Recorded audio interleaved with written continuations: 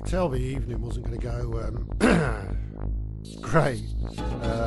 Yeah, I got the signals from Martin,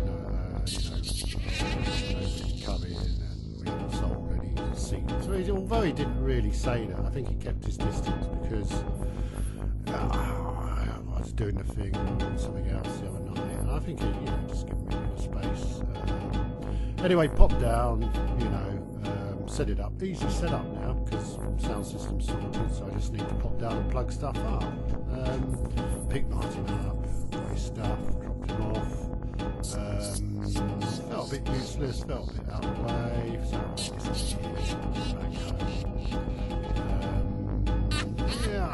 I I could see it was going to go. It's going to go all right. Always does go all right.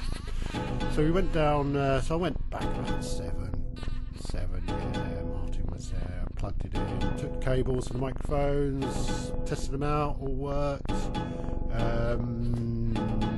Jenny came, I think, was in, and Martin explained that he sold something like 6 or 9 tickets. He was a bit drunk by then, strangely enough. And he got a bit drunker. So we went, sat down outside. He had a smoke, we had a beer. The young lads from the bar came out, chatted to them, got into a strange conversation about confrontational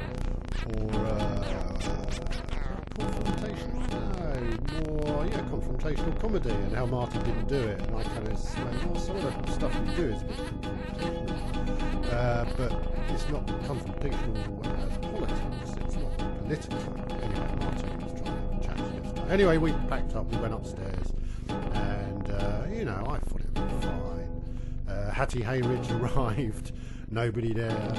Obviously, it must be hard for these people turning up and, I don't know, just doing it for a while.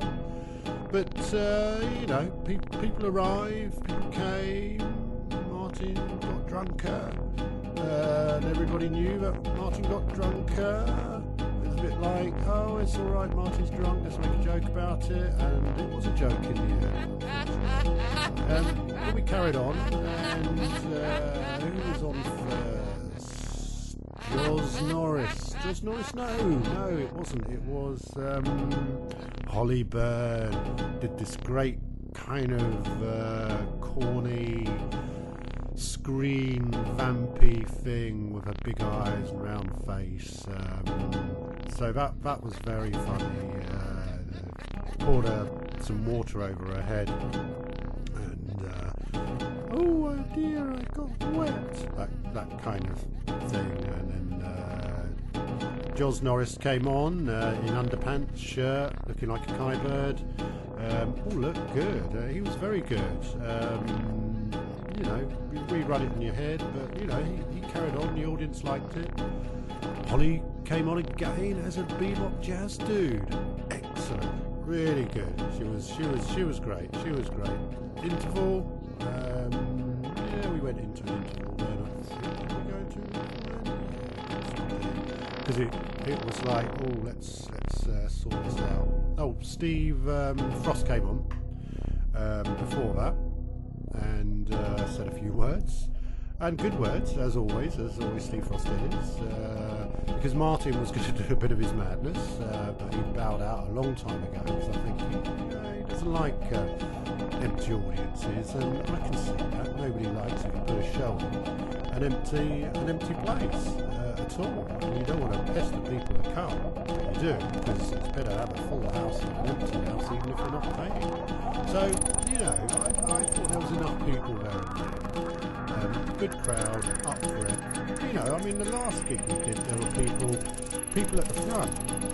Oh, sorry, there weren't people at the front. There were empty seats. There's always a few empty seats. Nobody likes the front comedy because they think they're going to get picked. And strange enough, they usually do. But hey ho. End of that interval. Then Hattie Hayridge, very good, very professional, very funny. Obviously not out there. Very poignant middle class ranking humour. Essex jokes, class structured jokes, school joke, you know, those kind of things. Social commentary, social observations on middle class, working class English. Good, really good stuff, really good stuff. Then I think Steve came on. Viv, sorry, did some introducing as well, right at the beginning, and introducing Steve as well. After Hattie Hayridge, another interval. Then Steve. Again, he's kind of quite incisive commentary on earlier performers. It's good, I like it. And also a bit of a two-way with Martin at the back, who asking him how he got into comedy and how the Greatest Show on Legs started and that kind of thing, which is interesting. But Steve did make it quite funny, and timing was pretty good on that. Yep. Then into Carl Schwartz, who did a character who was like what do you call them?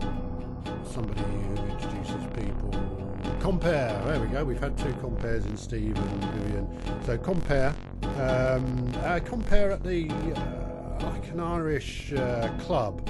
And that was a joke, really, how it was so wrong and so right. But you know, he was trying stuff out with a silver wig on and eyebrows, which were sellotaped up, which is all good.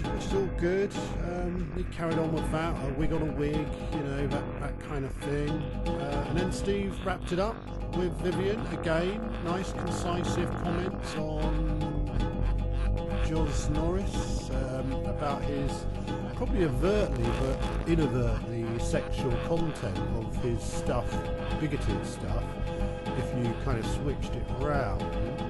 But you probably didn't realise. But you know, going down the Bernard Manning route, but that was more cutting bam jokes, whereas his was more a stupid character saying stupid things. And then we topped the evening off, and that was it. That was Paul the other one at the Nuns Head yet again.